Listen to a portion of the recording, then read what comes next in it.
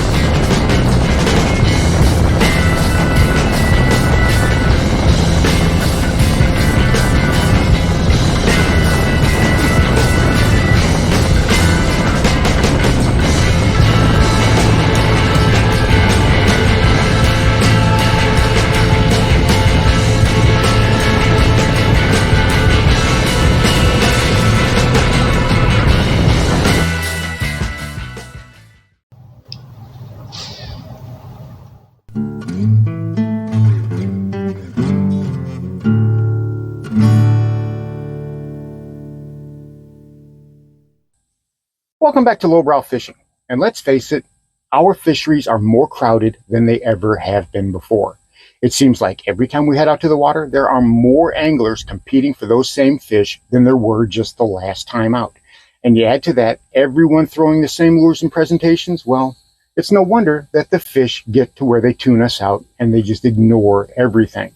But there's some things that you can do to get those fish's attention. And the best part about it is it doesn't cost you anything, and it works with any lure or presentation.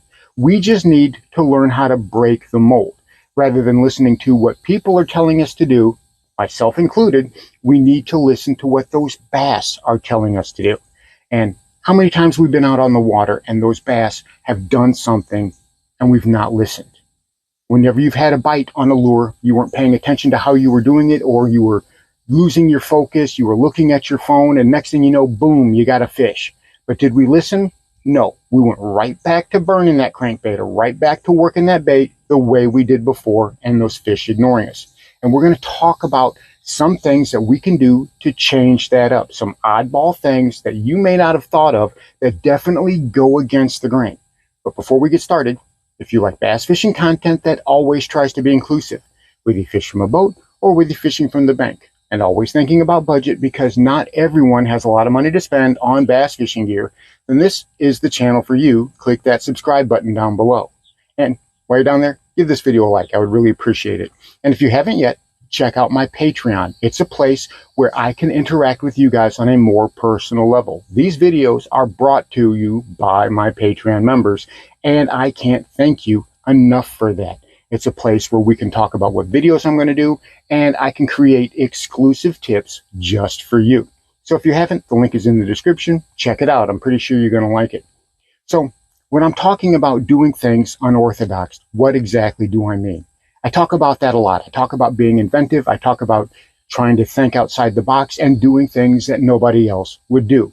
And this time, as strange as it sounds, I'm actually talking to you about listening to those bass, listening to what they want to tell you. You know, G-Man, Gerald Swindle, did an entire seminar talking about listening to what the bass say. You don't need any fancy live scope. You don't need any fancy electronics. You don't even need a boat. There's going to be plenty of bass up shallow. We need to listen to them and see what they want. And they will tell us if you give them a chance.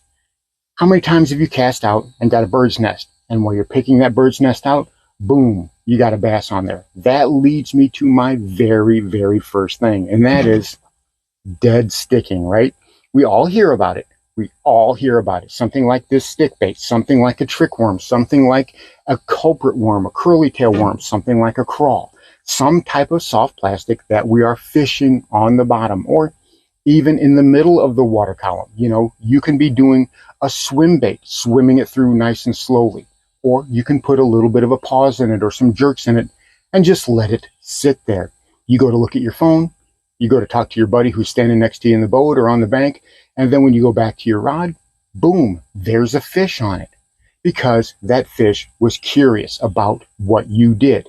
And when you gave it the opportunity to, it struck. It works so many times. I can't tell you how many times I've been fishing a fluke and something's gotten my attention.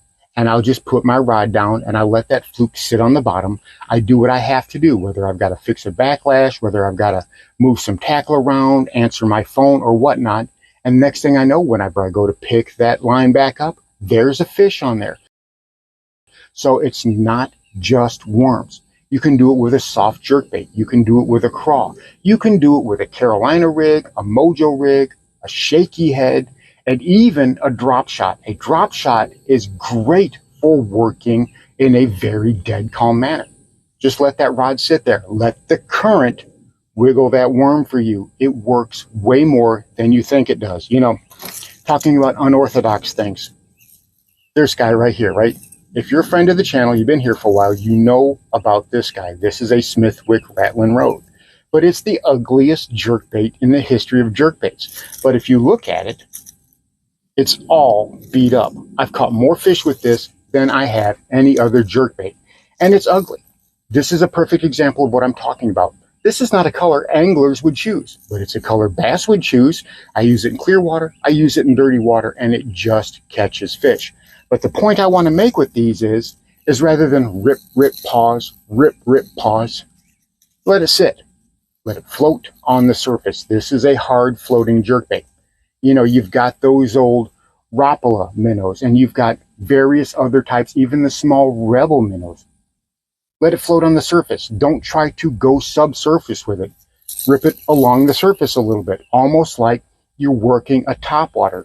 If you go pretty slow with these, you can do that. Give it a couple rips and let it sit there on the surface. And you'd be surprised at the number of bites you can get. Even in deeper water, it's going to call up some nice fish. And another thing I like to do with these, because I found out the hard way, is just straight retrieve them. Boy, that wind is carrying that jerkbait.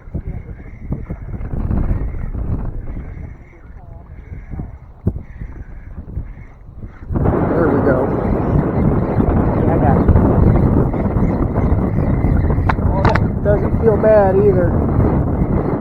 That does not feel bad either. If I got a tail hooked, or... Yeah. You know what I did? I was cranking it, slow cranking it. I was just not jerking it, I was slow cranking it. Okay.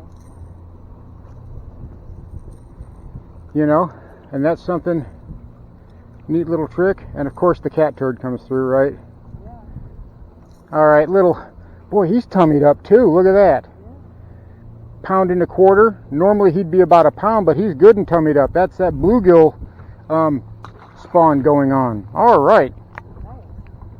Just a slow, steady, constant wind. I can do that with this.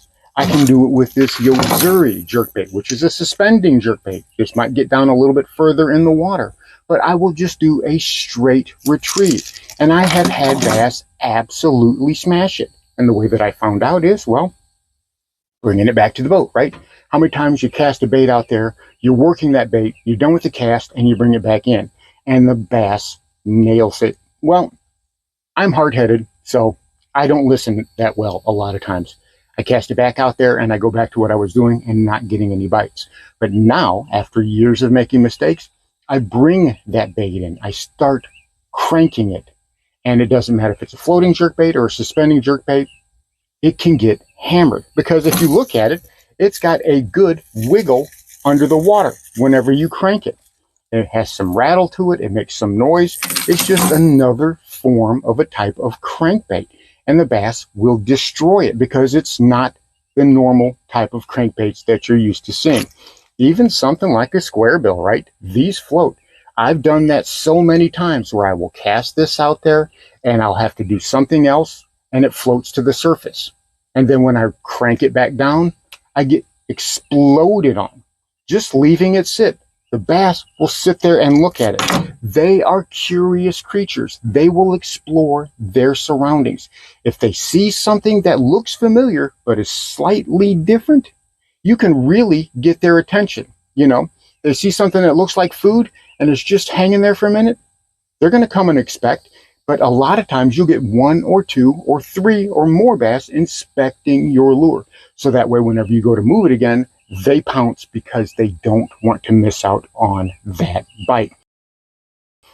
And another bait that you can do this with, believe it or not, is top water. Now, this is a booyah prank. It's kind of a hybrid. You guys have seen me talk about this, but I can pop this and leave it sit, but then I will crank it under the water, and I have gotten crushed when I'm cranking it. The popping acts like a floundering fish, but then I start bringing it to me. I start cranking that bait in, and I just get absolutely crushed. And again, one of those things I discovered completely on accident. You see the pattern that we're going with here. Change up your retrieve. Whatever it is you think you should be doing, do the opposite.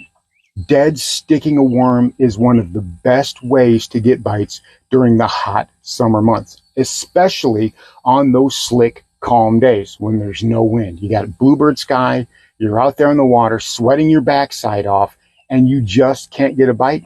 Try dead sticking your bait. Crawl, worm, lizard, it does not matter. Let it sit there in the water and then slowly move it, and then let it sit there in the water again. I'm telling you, this is something pro anglers do. I've actually talked to several pro anglers, and they hate doing it. They hate doing it because they want to cast and burn, make thousands of casts. But if they got a dead stick to get bites, then they are like the rest of us. That's what they've got to do because they're trying to make money. Surprisingly, on the opposite end of the spectrum, like we talked about, not just dead sticking, but cranking some baits can be a great alternative. So if you've got a bait that you want to move faster, try letting it sit. Then try giving it short movements and try letting it sit again. Completely change how you normally work that bait. It's something that I learned how to do with a flutter spoon. And this is just a 4-inch Strike King Sexy spoon. And I noticed that when I was bringing it back to the boat and it was swimming in the water, I was getting follows. So I started retrieving it a little bit. Instead of rip, and then letting it flutter down, I would retrieve it and then let it flutter down, and I was getting absolutely crushed.